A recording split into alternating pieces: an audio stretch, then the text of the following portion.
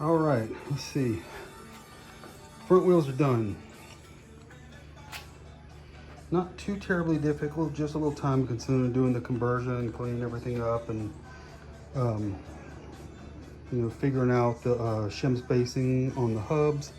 And it's all done on the front. I was gonna get started on the back right now, but it's too damn hot outside. There's my mess right there. Rear hubs next. Old front hubs. I don't know what I'm gonna do with those. I think I'm gonna keep them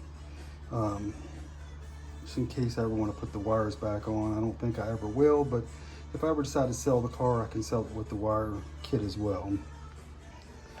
Along with another rear end, a brand new rebuilt engine, another gearbox in there.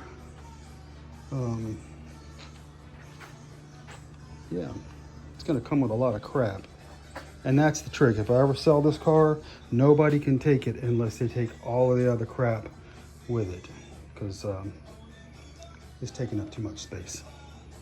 Incidentally, these four new 14-inch, I think they're 185 70s. Let's see if it says 185 70 R14s.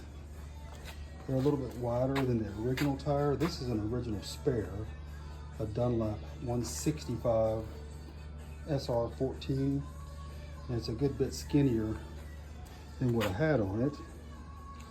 And then these are 195s, so there's going to be quite a lot of meat under the car.